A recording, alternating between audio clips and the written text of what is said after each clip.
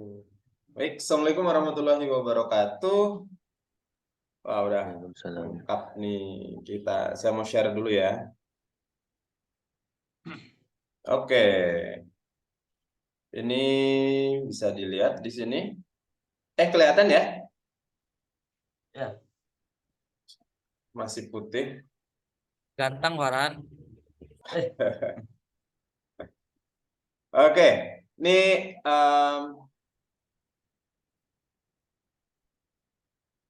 wait.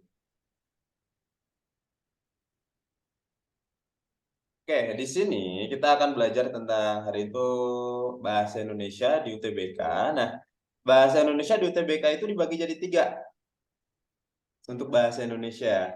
Nah, apa aja sih? Oke, kita bahas saja langsung. Nah, ini ada bahasa Indonesia ya.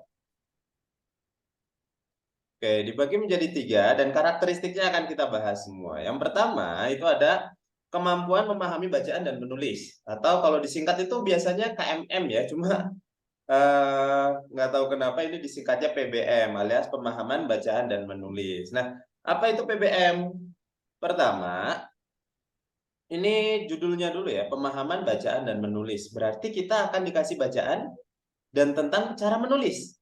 Maksudnya cara menulis ya, pasti udah bisa semua nulis ya. Nah, yang dimaksud menulis di sini adalah menulis bahasa Indonesia yang baik dan benar. Nah, berarti di sini kuncinya ada 2, bacaan, memahami bacaan gitu ya, secara teks. Nah, yang kedua adalah memahami cara menulis. Nah, cara menulis berarti kita ngomongin tentang aturan menulis gitu. Nah, jadi aturan-aturan menulis. Otomatis kalau gitu, tentang bacaan dan menulis ini, kalian butuh, kita butuh ini banget nih. Kita butuh panduan, kita butuh aturan atau gimana sih aturan bahasa Indonesia. Nah, itu. Makanya, kalian nanti bisa cari nih, Puebi. Atau kalau dulu namanya EYD ya. Nah, ini Puebi. Ini tinggal di internet banyak kok itu ya, UEB gitu. Tanda koma seperti apa, jadi ini aturan-aturan di bahasa Indonesia, misalkan huruf kapital, tanda titik, tanda koma, kapan sih menggunakan huruf, kapan menggunakan angka, nah yang kayak gitu. Nah, jadi ini berhubungan dengan aturan. PBM itu ngomongin aturan intinya ya, aturan bahasa. Nah, kalau misalkan tentang bacaannya itu ada juga tentang diksi atau pilihan kata yang harus diganti, yang kayak gitu. Nah, nanti kita akan bahas semua ya. Nah, yang kedua, ini ada PPU, pengetahuan dan pemahaman umum. Nah, kalau pengetahuan dan pemahaman umum ini eh, itu menganalisa atau menguji tentang pengetahuan kita segimana sih dan pemahaman kita segimana. Nah, pengetahuan dan pemahaman umum ya ini ada bacaan lagi sama kayak yang di PPM, tapi di PPU ini mengandung istilah yang lumayan gitu, yang biasanya terhubung dengan suatu bidang tertentu. Nah, jadi di sini ada istilah atau makna ya. Nah, kita harus paham gitu. Kadang-kadang ini kita teksnya nggak bisa menentukan. Ah, saya pengen jurusan desain teks misalkan, ya udah pasti teksnya tentang sains. Enggak gitu. Karena ada tuh yang mau jadi dokter gitu ya, dia milih jurusannya kedokteran, dapatnya teksnya perpajakan. Dan kebalikannya, ada yang mengambil jurusan HI, teksnya itu tentang kedokteran gitu ya, tentang penyakit. Nah, itu kita nggak bisa menentukan. Nah, satu-satunya cara untuk apa namanya supaya kita bisa mendapatkan nilai yang bagus di PPU adalah dengan cara membaca pengetahuan umum sebanyak mungkin begitu. Jadi banyak membaca aja. Nah, itu PPU. Kemudian yang ketiga itu ada baru ini ya, ini baru tahun ini yaitu literasi. Literasi bahasa Indonesia.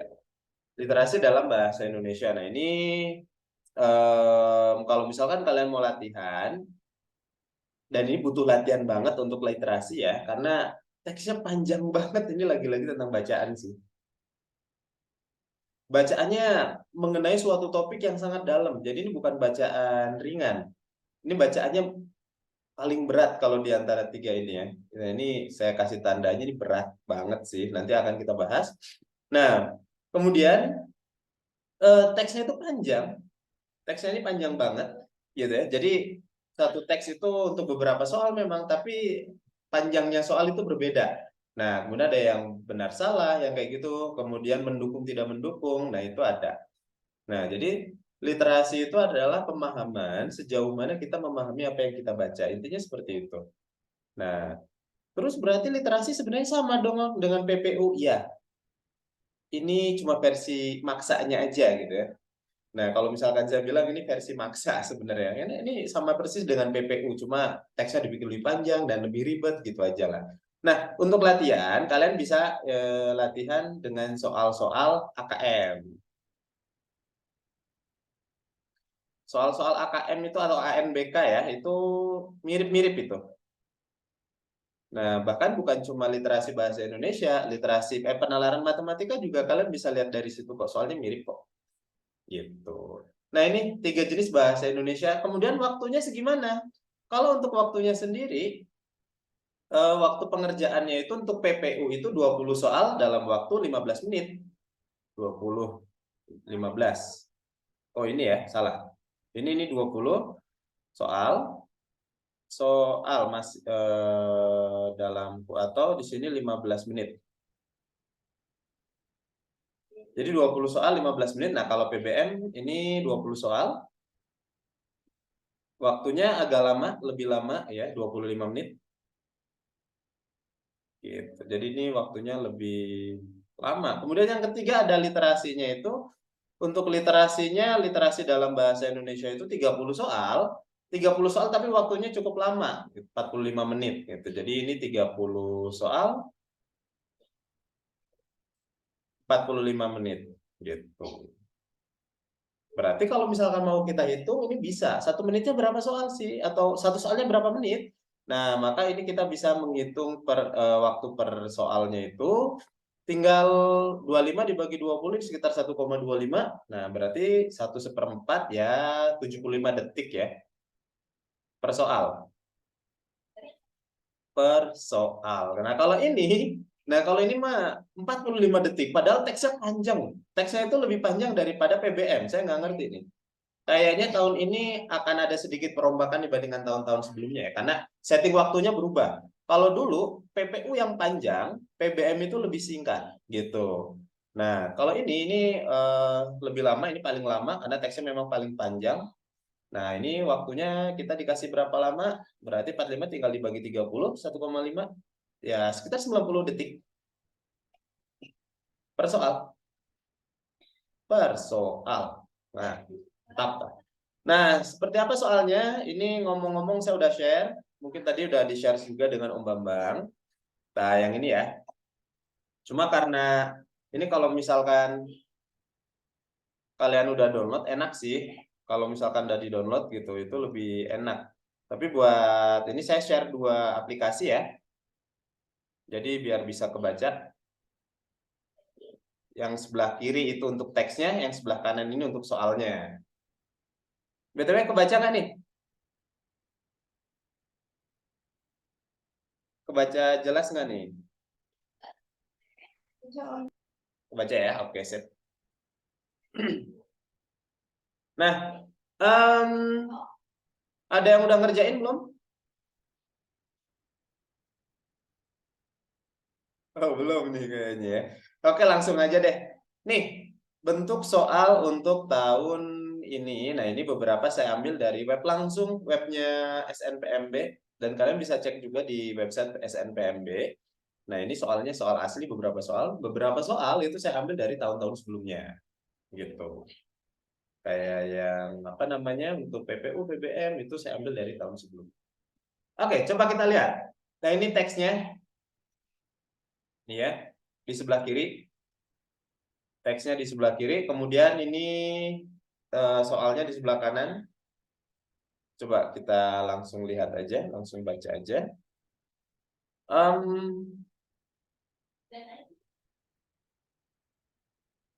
Kita lihat. Benar dan salah nih. Jadi ini ada soal benar dan salah sekarang ya. Oke, Kongsi Dagang Pemerintah Belanda menggunakan siasat divide et impera untuk menguasai wilayah Nusantara. Oke, kita lihat di sini. Benar nggak sih Kongsi Dagang Belanda itu menggunakan siasat divide et impera. Nah, kita lihat di sini. Kalimatnya itu ada di paragraf pertama. Paragraf pertama ini ya. Nah, di sini divide et impera menjadi salah satu senjata kongsi dagang Belanda untuk menguasai Nusantara. Oke, itu langsung disebutin ternyata. Jadi ini betul. Pernyataan pertama betul ya. Pernyataan kedua, Kerajaan Mataram terbagi menjadi 4 wilayah yang terpisah-pisah karena adanya perluasan daerah kekuasaan. Nah, kalau kita lihat di sini, ada ya di sebelah kiri nih, bisa dilihat nih, paragraf 1 di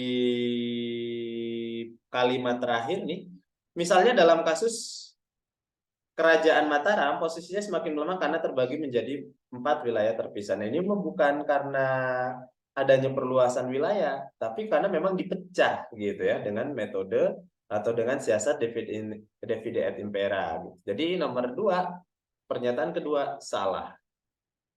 Gitu. Nah, nomor 3 atau pernyataan ketiga, sikap pro dan kontra terhadap sebuah kebijakan publik mempengaruhi semangat kebersamaan dalam menghadapi pandemi. Nah, ini kalau misalkan kita baca secara lengkap ya, secara lengkap bacaannya, kita baca semua. Nah, ternyata ini sebenarnya bukan tentang sejarah masa lalu, tapi teks ini ngomongin tentang kondisi apa namanya kemarin ketika kita di tengah-tengah pandemi.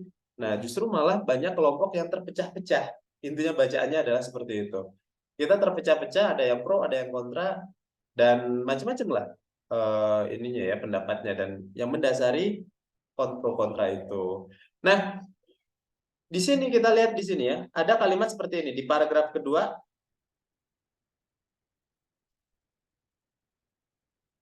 Saya pengen ini di mana? Nggak ada di sini, Bang. Kalau di paragraf 2 ada kalimat seperti ini. Eh, kita tak sadar bahwa pro dan kontra terhadap sebuah kebijakan publik misalnya justru memperoleh panggung daripada upaya bersama untuk keluar dari pandemi ini. Artinya memperoleh panggung itu justru diekspos gitu ya. Dan itu sangat mempengaruhi. Jadi yang ketiga betul. Yang keempat, sikap bersama dalam menyikapi kebijakan publik memperoleh ruang dan ekspos. Nah, ini salah. Kenapa salah? Karena barusan disebutnya gini, yang pro dan kontra yang memperoleh panggung. Artinya orang-orang itu lebih senang pro dan kontra gitu ya. Lebih senang apa namanya berseteru, bukan bersama, bareng-bareng menyelesaikan masalah, tapi lebih senang terpecah. Itu nomor 4. Nomor 5, persentase tertinggi warga masyarakat yang menolak vaksinasi justru terjadi pada wilayah yang merupakan pusat kasus. Nah, ini ada di paragraf terakhir. Upaya untuk membentuk imunitas. Wah, itu Hasya lucu sekali itu peliharaan. Kucingnya mau ikut belajar, oh luar biasa ya. Oke, nah ini untuk yang nomor 5, yang pernyataan kelima ini bisa kita lihat nih. Di paragraf terakhir, upaya untuk membentuk imunitas komunal pun memperoleh hambatan justru di pusat kasus. Yang paling bawah ya, misalnya hasil survei mencatat bla bla bla bla bla bla. Nah, itu berarti ini menyatakan bahwa di pusat kasus justru yang malah terhambat. Nah, jadi nomor 1 jawabannya benar, salah, benar, salah, benar. Nah, ini contoh soal nomor 1. Nah, ini bentuk soal kayak gini ini juga baru ada di UTBK tahun ini. Nah, ini kita belum bisa, sebenarnya kita belum tahu nih. Nanti untuk pengolahan datanya ini seperti apa gitu ya. Apakah gimana kalau misalkan saya jawabnya benar salah terus tapi terakhirnya salah gitu. Dari 5 cuma salah 1, apakah itu dianggap total salah atau seperti apa? Nah, ini kita lihat aja lah nanti untuk sistem penilaiannya ya. Untuk sekarang kita ngikutin aja dulu. Oke, ini jawaban nomor pertama, nomor 1, 5 pernyataan. Kita lanjutin yang kedua. BTW ini ngomong-ngomong masuknya ke yang literasi ya. Nah, teks literasinya kayak gitu. Literasi bahasa Indonesia. Oke. Selanjutnya nomor 2, simpulan yang tepat dari bacaan ini. Oke, apa sih simpulan yang tepat? Kita bisa lihat di sini adalah, ini sebenarnya bukan ngomongin Belanda, bukan.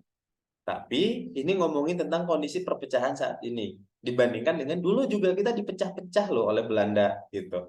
Nah, makanya yang A, B, C ini salah. Karena kita nggak ngomongin masa lalu sekarang.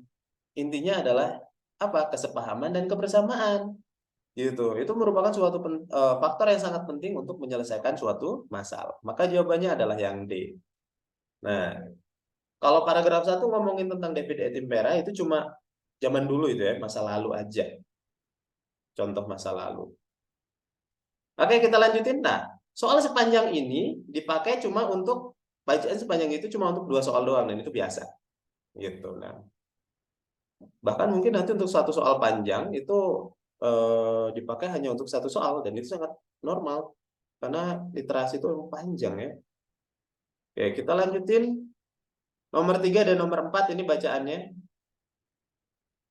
Saya gedein dikit.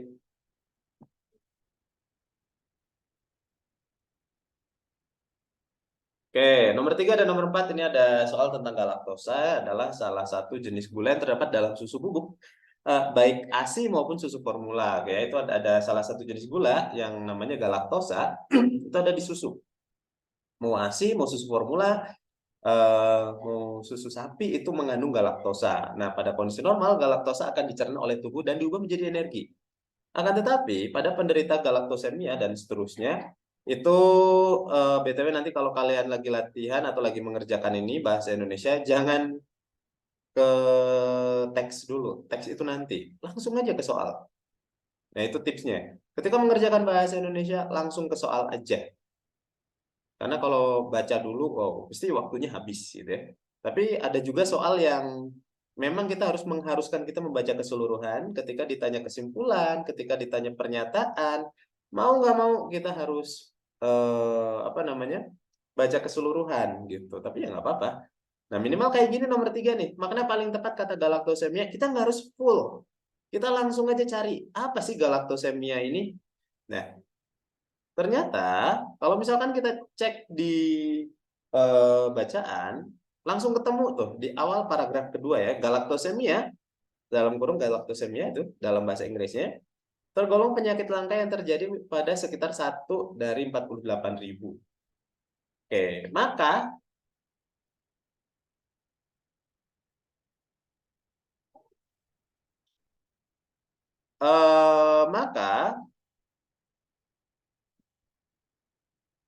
kalau dilihat dari sini galaktosemia tergolong penyakit langka, ya udah ini mah langsung ketemu ya.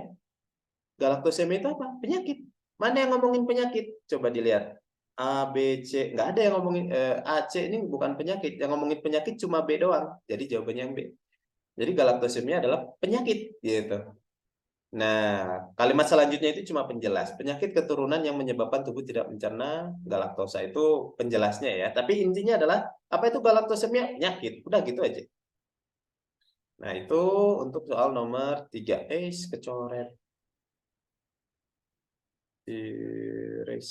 Oke. Nah, itu ya untuk literasi. Jadi kalau kita baca full, wah itu rugi karena nggak semua bisa ini, nggak semua informasi itu diperlukan. Oke, kita lanjut untuk soal nomor 4. Dalam bacaan terdapat pernyataan gini, galaktosemia tergolong penyakit langka yang terjadi pada 1 dari 48.000 bayi di dunia. Pernyataan berikut ini yang merupakan penjelas. Nah, ini nih, ini yang membuat literasi bahasa Indonesia dan PPU itu sulit. Karena ini udah merujuk ke satu bidang, yang bidang tersebut itu belum tentu semua orang tahu. Contoh, ini kan penyakit gitu ya. Ini penyakit dan pertanyaannya gini, pernyataan ini yang merupakan penjelas. Kalau misalkan penjelasnya itu apa nggak berhubungan dengan pengetahuan umum, gampang.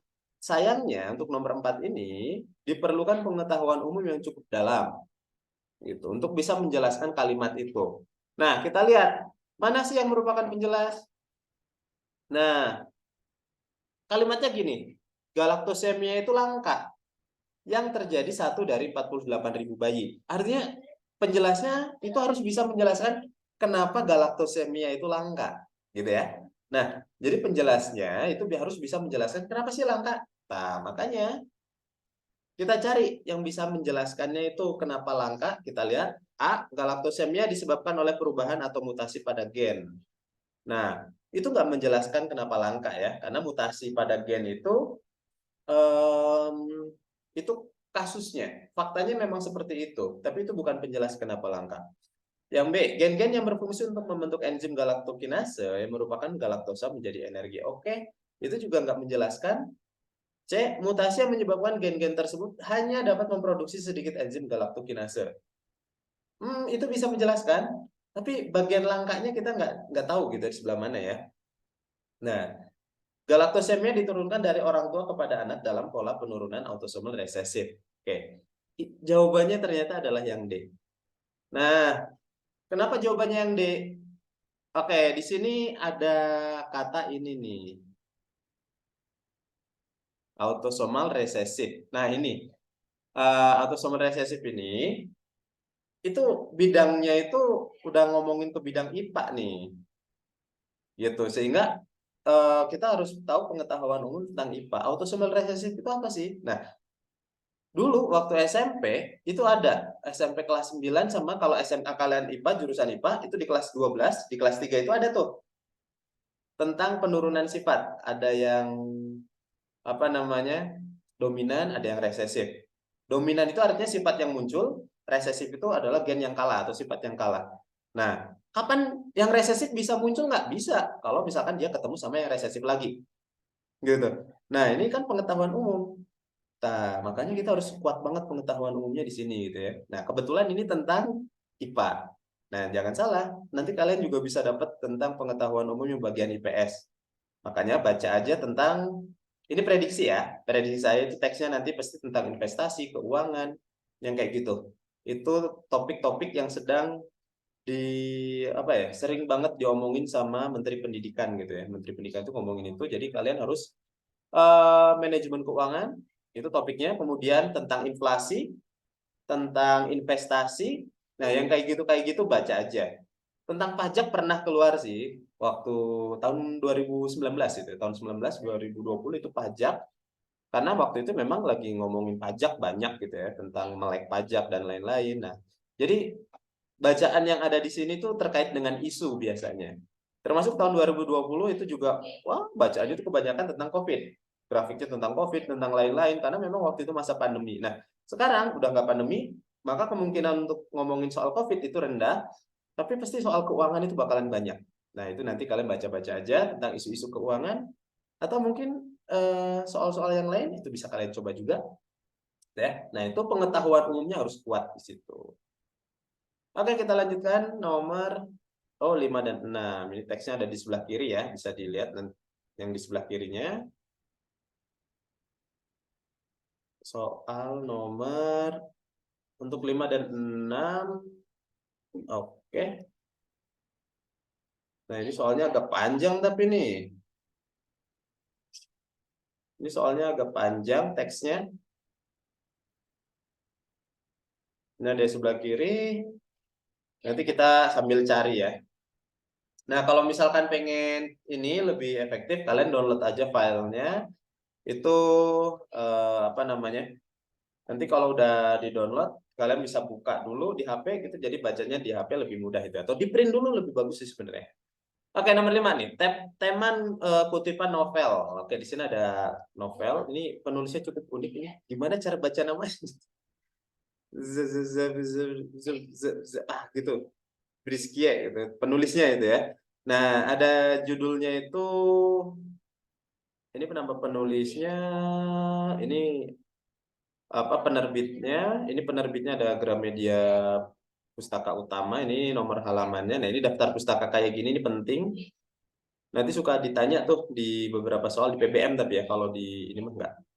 Oke, tema kutipan novel tersebut kalau kita baca, kamu udah bijaksana tapi kamu bukan anak biasa, bla bla bla bla bla bla.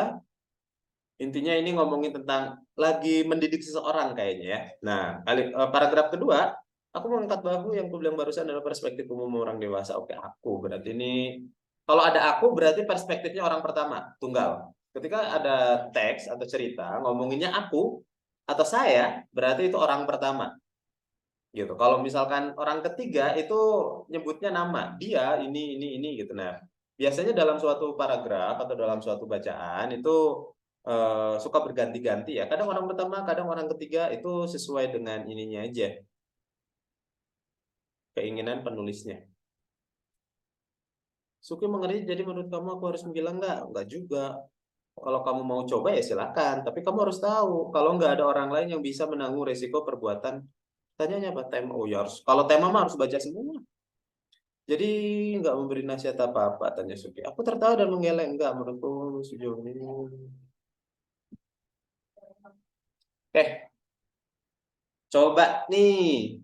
Dari beberapa paragraf yang kita baca, yang udah dibaca nih, coba. Em, jawabannya yang mana nih? Coba Farhan. Kira-kira jawabannya apa ya?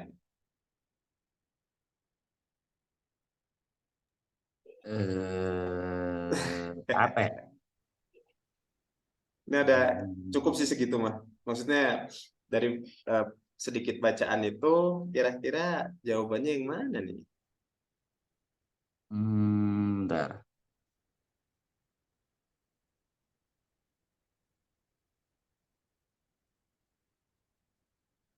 Hmm.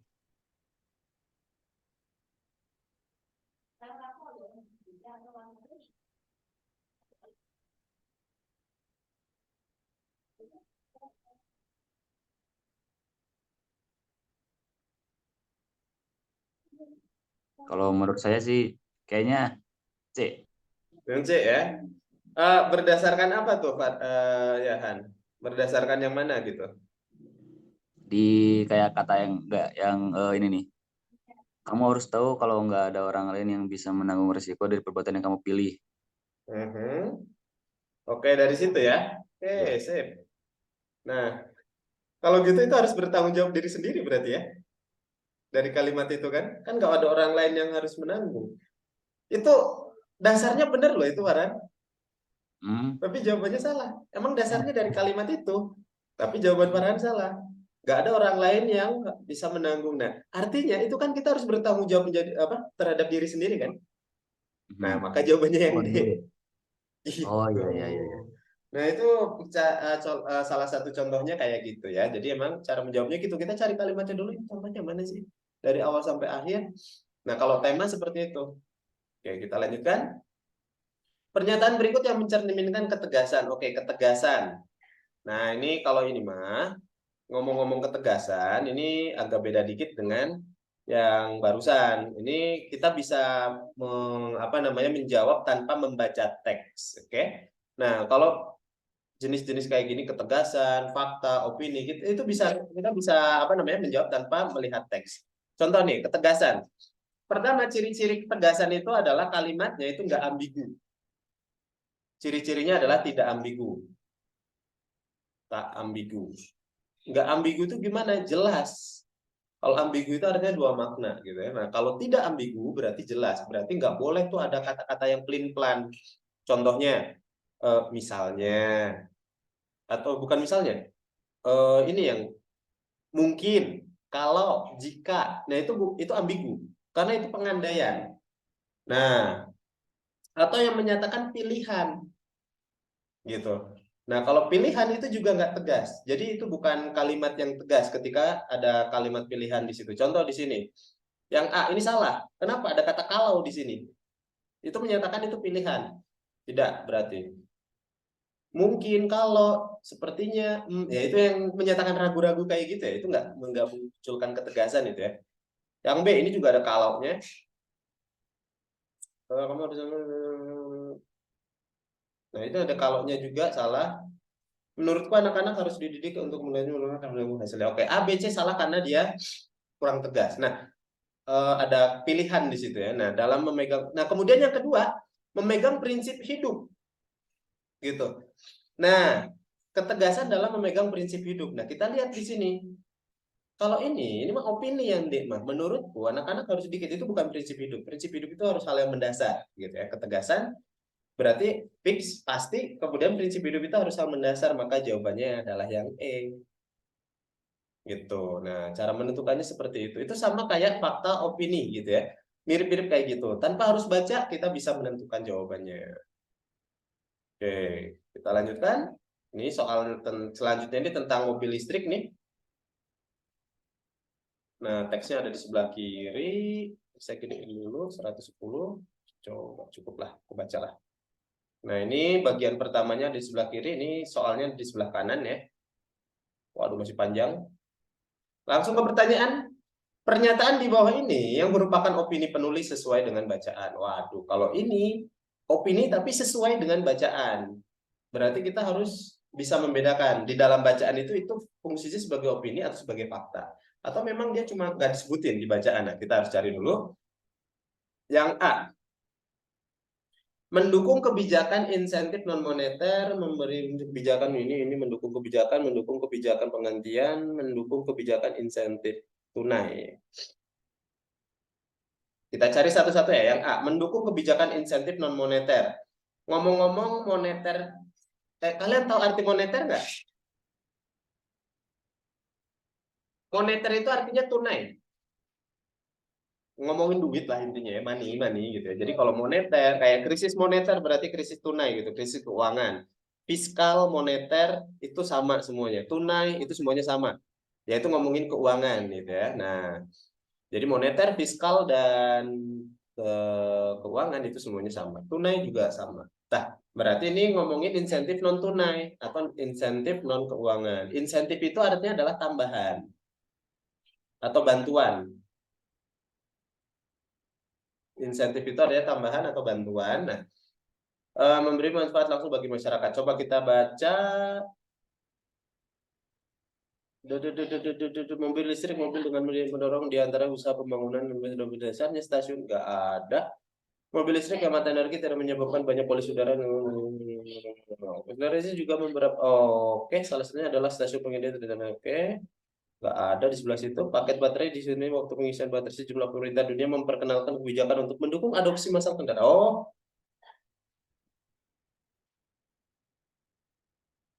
mendukung kebijakan insentif tunai pengembang insentif monometer akan memberi bantuan langsung pada masyarakat. Mendukung kebijakan pengembangan mobil listrik mengurangi konsumsi minyak bumi. Mendukung kebijakan pemerintah. Oh, enggak. Ini kalau misalkan kita baca, ini jawabannya yang B. Ya benar yang B. Yang A enggak. Dia enggak mendukung insentif non moneter itu ya. Memberi manfaat langsung bagi masyarakat. Disebutin di soalnya. Nih, kalimat terakhir nih. Berbagai kebijakan telah ditetapkan untuk memberikan insentif non moneter, subsidi untuk penyeragaman infrastruktur. Infrastruktur ternyata ya. Dan ini, jadi nggak langsung ke orangnya. Jadi jawabannya yang B. Mendukung kebijakan pengembangan mobil listrik untuk mengurangi konsumsi minyak bumi. Itu apa? Opini penulis, dan sayangnya itu nggak tersurat, tapi tersirat. Kalau dibaca dari awal sampai akhir tadi ngomongin mobil listrik itu biar apa? Biar nggak ada gas buang, biar ini, biar itu. Nah, terus di akhir, di paragraf terakhir itu ada ngomongin tentang minyak bumi yang waktu mau habis. Nah, itu jadi untuk menghemat konsumsi minyak bumi. Nah, itu tersirat, sorry. Nggak tersurat, nggak tertulis jelas. Nah, itu. Nah, banyak nanti yang kayak gitu. Yang artinya harus hati-hati di bagian situ karena itu makan waktu banget ngomong-ngomong. Oke. Nah, sekarang coba nih. Ada soal benar salah lagi untuk nomor 8. Nah, yang nomor 1 dulu nih, pernyataan pertama. Mobil listrik sudah dikenal abad 20. Saya kasih tahu ini di paragraf pertama. Coba baca paragraf pertama cuma 3 kalimat atau 2 kalimat. Menurut kalian benar atau salah? Coba nih, Hasya, Noval, Farhan ya, Farhan. Siapa lagi tuh? Oh, ada Arkan, ada Ali juga. Silakan. Kira-kira pernyataan pertama betul atau salah? Dari bacaan itu ya.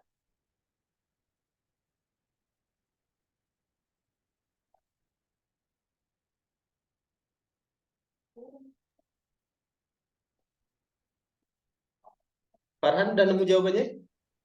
Yang pertama kayaknya salah. Salah. Oke. Menurut Hasya gimana? Soalnya di tadi di soal yang bacaan itu abad ke-21 kalau pernyataan di situ 20. Betul atau salah? Salah. Iya, Oke. jadi salah. Arkan gimana? Betul atau salah Arkan? Salah, Salah. Oke. Ali gimana Ali?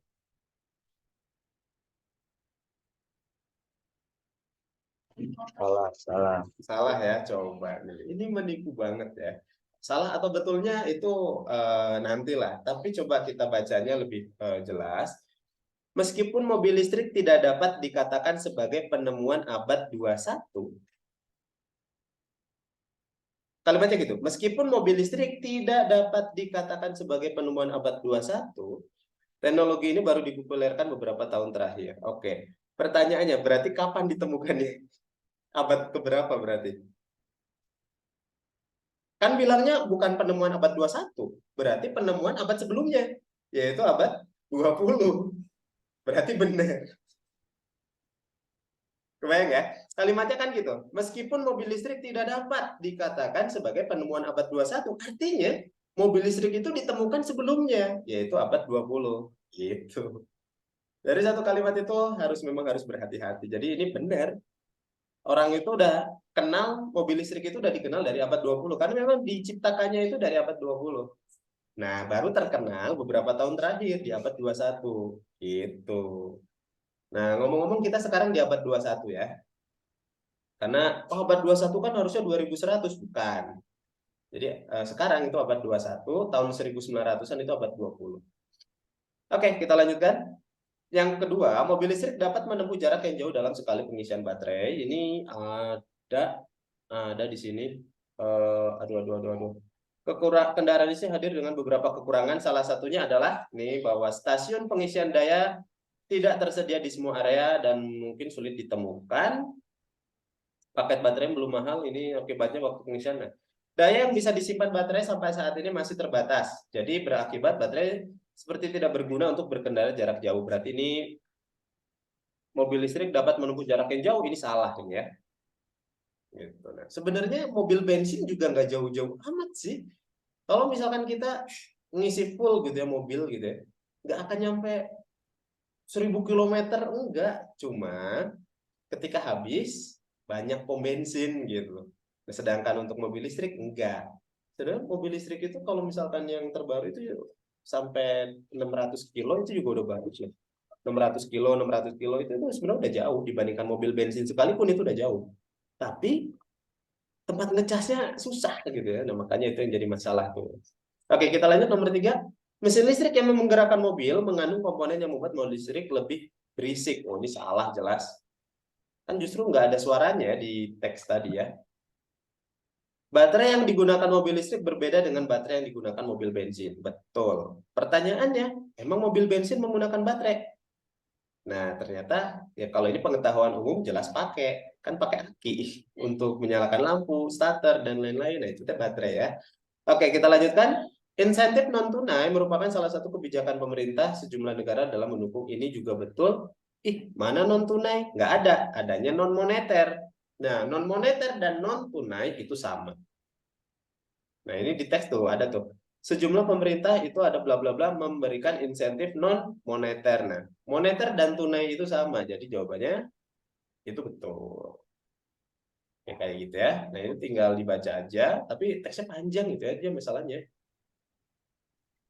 Oke, lanjut lagi. Menurut bacaan, alasan utama dikembangkannya mobil listrik. Nah, kalau ini alasan utama menurut bacaan ini adalah yang A ya. Karena dari awal sampai akhir ternyata sebenarnya ngomongin itu bahan bakarnya udah mau habis. Kalau yang gas buang ramah lingkungan itu salah karena nggak ada gas buang. Yang C, rumah dapat dijadikan tempat pengisian mobil itu betul, tapi bukan itu intinya. Kan ini ngomongnya inti atau alasan utama, alasan utama dikembangkan, berarti bukan itu. Yang D, mobil listrik semakin populer. Iya, benar. Populer. Tapi bukan itu alasan dikembangkannya mobil listrik. Justru kenapa jadi populer, itu masalahnya ya.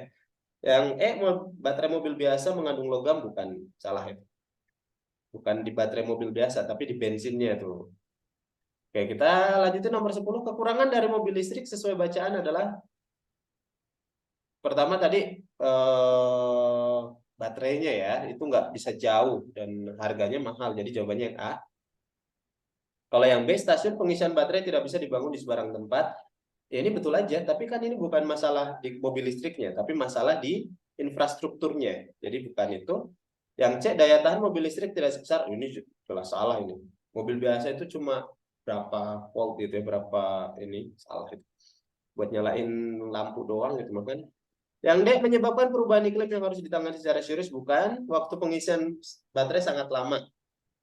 Seperti baterai untuk mobil biasa, salah. Karena itu nggak disebutin sih, emang lama, tapi bukan seperti untuk mobil biasa. Itu yang bikin salahnya, itu kalimat keduanya. Oke. Nah, itu bagian penalaran, literasi bahasa Indonesia 1 sampai 10. Nomor selanjutnya ini tentang nomor selanjutnya itu tentang PPU ya. PPU berarti ini apa PPU teh? Pemahaman umum, pengetahuan dan pemahaman umum. Oke, ini teksnya ada di sebelah kiri seperti biasa. Nah, ini kita langsung ke soal. Ngomong-ngomongin teksnya lebih pendek ini. Saya kasih 120 aja biar lebih kebaca. Oke, ini tentang madu dan lain-lain. Oke, kita lihat topik bacaan di atas. Nah, kalau kita baca ini madu telah dikenal dari zaman dahulu sampai sekarang di mancanegara, di Indonesia banyak orang yang menggunakan madu untuk berbagai keperluan. Dan seterusnya ini di mana aja gitu ya. Dipakai untuk ini, dipakai untuk itu. Oke, nah yang keduanya, mengapa madu mengandung khasiat setinggi itu? Ini khasiatnya, oh ini kandungan. Oke, jawabannya ada 2, khasiat dan kandungan. Khasiat ada di paragraf pertama, kandungan ada di paragraf kedua. Beres. Oke, berarti topik bacaan di atas ditemukan di mana?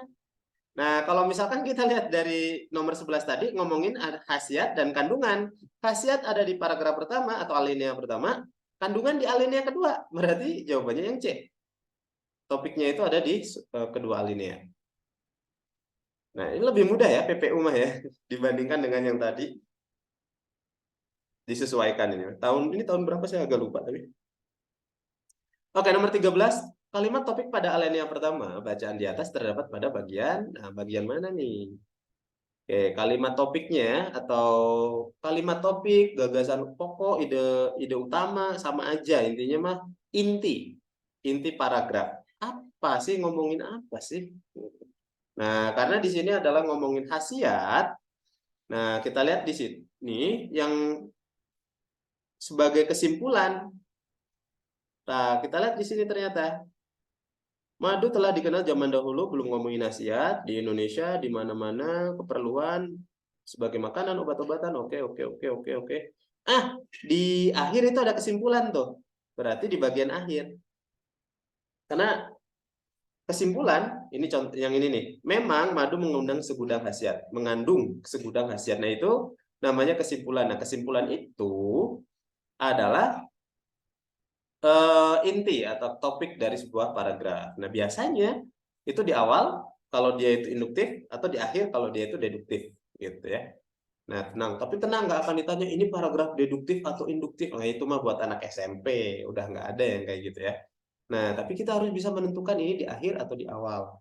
Ciri-cirinya kalau di akhir ada yang kayak gini. Nah, ini salah satu contohnya ya. Memang madu mengandung segudang khasiat. Artinya ada kayak kesimpulan gitu loh. Jadi dari awal sampai akhir ada satu kalimat disimpulkan. Atau nanti ada juga yang kayak gini, oleh karena itu, jadi, nah kayak gitu, itu berarti di akhir. Karena itu kesimpulan. Oleh karena itu, jadi, sehingga, memang, kayak ginilah. Itu berarti di akhir biasanya. Oke, kita lanjut. Yang tersebut di bawah dikemukakan dalam bacaan. Kecuali, nah ini lebah madu dipelihara juga di Indonesia. Disebutin sih Indonesia. Oh, enggak ya. Disebutinnya Indonesia menggunakan madu. Berarti yang nomor A salah. Lebah madu dipelihara di Rusia. Masyarakat sebagai pemelihara. Iya, betul. Ini. Oh, ini yang dikemukakan dalam bacaan di atas. Madu mengandung berbagai zat untuk tubuh, betul. Madu mengandung khasiat kesehatan untuk tubuh, betul. Madu digunakan keperluan termasuk pengobatan, betul. Ya, berarti ini yang salah. Langsung. 15. Dalam bacaan di atas dikemukakan hal-hal berikut, kecuali madu dapat memperpanjang umur orang yang mengonsumsinya sebagai makanan harian. Ya, ini betul. Karena ini nih, sebagai pemelihara lebah madu, rata-rata berusia lebih dari 100 tahun. Nah, berarti itu kan artinya secara tersirat ngomongin panjang umur gitu ya. Jadi yang A benar. Yang B, masyarakat Mesir kuno juga memelihara lebah karena untuk mengawetkan mumi. Kita simpan dulu, bisa jadi. Hanya masyarakat, ini nih yang C yang salah. Bukan hanya itulah. Memang cuma itu yang disebutin di teks, tapi dia nggak menyebutkan hanya masyarakat di sekitar Limbah Primoy aja. Jadi ini yang membuat salah ya. Nah itu, oke kita lanjutkan lagi. Nah ini satu lagi nih. Ini tentang, nah ini yang barusan itu PPU, pengetahuan pemahaman umum. Nah kalau yang terakhir ini adalah PBM atau KMM, kemampuan memahami bacaan dan menulis. Oke, ini ada satu teks, titik-titik satu rombongan. Menteri BUMN Erick Thohir mengunjungi Jepang. Oh ini benar ini. Kita langsung baca aja lah. Judul yang tepat untuk teks di atas. Nah kalau kita baca,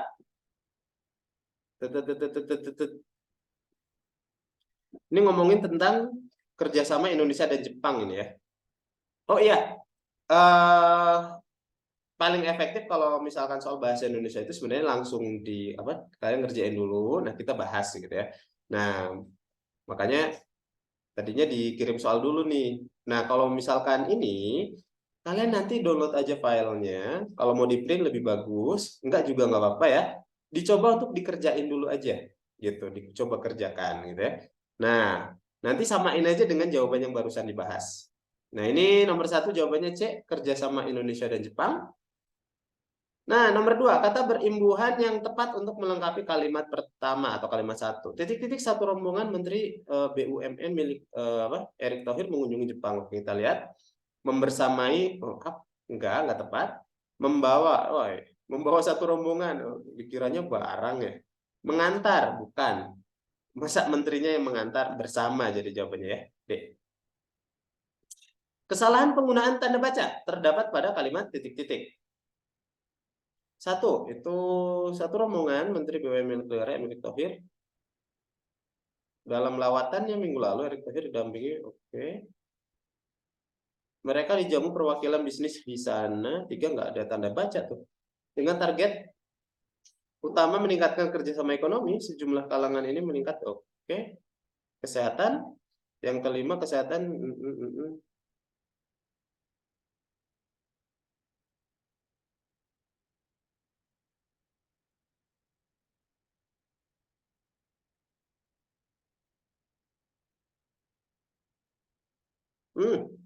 Kalimat 1 ini ya.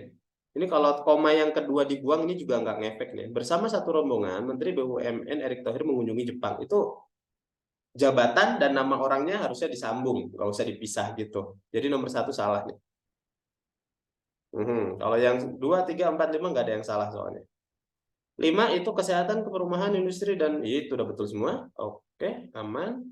Yang keempat, ejaan yang tidak tepat ditemukan pada kalimat ejaan. Nah, kalau ejaan, kita harus lihat di sini. Biasanya di penulisannya ada yang salah nih. Nomor 3. Di sana. Di ujung kalimat 3 itu ada bisnis di sana. Nah, ini salah.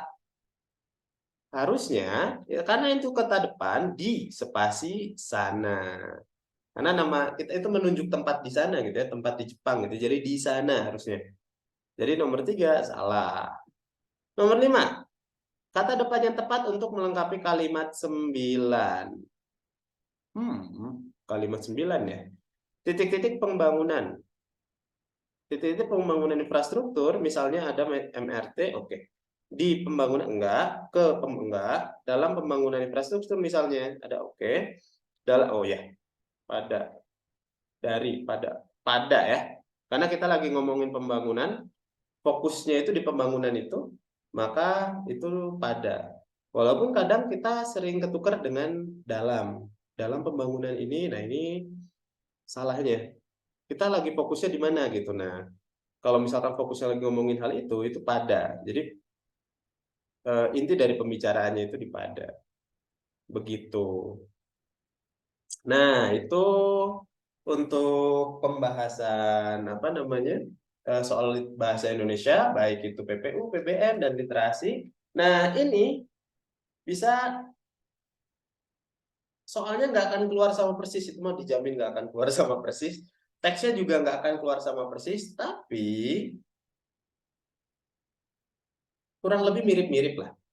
Itu yang akan kita apa namanya pelajari. Makanya kita pelajari itu ya. Nah makanya kalau misalkan ditanya bisa nggak ini dihafalin untuk nanti, nggak akan bisa. Tapi yang harus kalian lakukan ya tadi seperti di file ini yang tadi dijelasin di awal ya. Pertama kita harus bisa latihannya itu baca aturan gitu untuk PBM.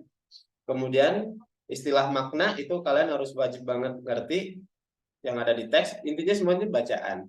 Nah, kemudian kalau misalkan untuk literasi bahasa Indonesia, kalian bisa banget untuk latihan di soal-soal ANBK. Gitu. Nah, mungkin tinggal download aja kok itu di soal ANBK atau SMA gitu. Muncul itu. Soal AKM SMA itu muncul. Nama lainnya itu AKM ya. Gitu. Oke, sampai sini. Ada yang mau ditanyakan nggak? Oh, mau nanya, Om. Oh, silakan. Pengen dijelasin dong kayak bagaimana gimana sih cara cara ngebedain gue yang tadi yang di, ke, dalam, pada, dari dan sebagainya itu kayak buat ngebedain-bedain biar tepatnya itu gimana, Om? Oke, wis pertanyaan bagus nih ya. Gimana sih cara membedakan kata depan ini ya? Kadang di itu digabung, kadang dipisah gitu ya. Nah, ini aturan lengkapnya itu sebenarnya bisa dilihat di sini. Puebi. Nah, ada puebi.js.org, ini Puebi daring nih. Hai, kenapa nggak kebuka ini? Nah, loading ternyata. Ini ada pemakaian huruf, ada pemakaian abjad, ada tanda baca, ada penulisan kata. Nah, kita lihat di kata depan. Nah, oke. Kalau penulisan kata depan itu dipisah, itu mah gampang. Tapi yang disebut kata depan kapan? Oke, misalkan nih, kata depan di. Jadi kalau misalkan bedanya gini ya. Kalau ini digabung, karena makan itu bukan nama tempat atau bukan keterangan sesuatu. Jadi kalau misalkan depannya itu adalah tempat atau waktu, baru dipisah. Contoh di siang hari, di siang hari. Nah ini dipisah. Kenapa? Karena siang hari adalah keterangan waktu, di-nya dipisah.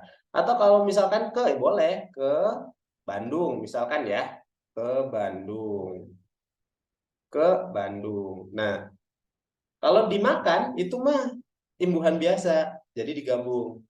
Terus yang sering ketukar tadi untuk contoh yang barusan itu adalah pada dan dalam. Nah, kalau pada dipakainya itu kita lagi ngomongin fokus dia itu sebagai objek, objek yang dibahas.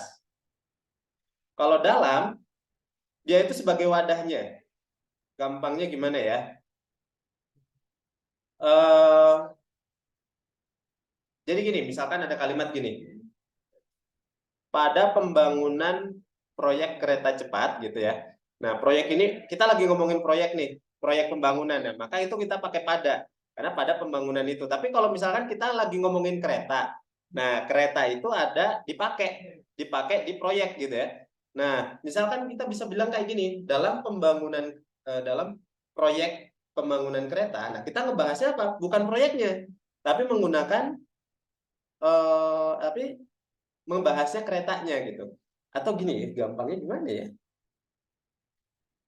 Atau air deh di dalam suatu wadah. Kita lagi ngebahas apanya nih? Misalkan kita lagi ngebahas ember. Nah, kalau misalkan kita ngebahas embernya, kita menggunakan pada. Tapi kalau kita ngebahas airnya, itu menggunakan kata dalam. Jadi dalam ember terdapat air yang segini, segini, segini. Gitu. Nah, tapi kalau mau pakai pada, itu kita harus ngebahas embernya. Pada ember itu kan ini, gini, gini. Nah, kita ngomongin embernya. Nah, itu kalau untuk kata depan dan kata ini. Nah, itu versi lengkapnya ada di sini nih.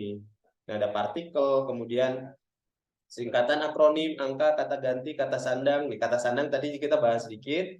Yang pada, gitu ya. Nah, ini ada tanda titik, tanda koma, tanda titik koma. Ini lengkap banget sih.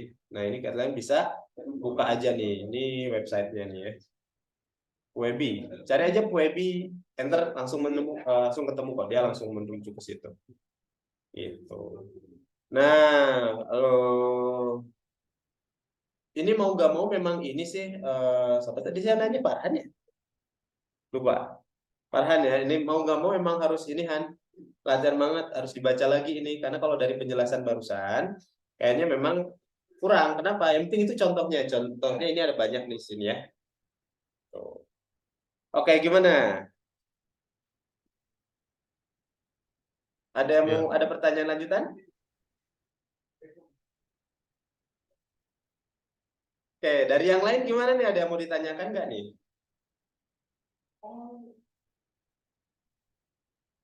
Ada. Oke, aman ya. Sip. Nah, itu tinggal dicoba-coba lagi aja. eh Kerjain lagi nanti disamain. Nah, untuk filenya nanti pembahasannya saya kirim, nanti dikirim sama Om Bambang paling ya. Nanti dikirimkan sama Om Bambang di grup, nah bisa kalian baca-baca lagi. Oke, kalau gitu untuk sekarang sampai sini dulu. Sampai ketemu lagi nanti lain waktu. Assalamualaikum warahmatullahi wabarakatuh. Waalaikumsalam warahmatullahi wabarakatuh.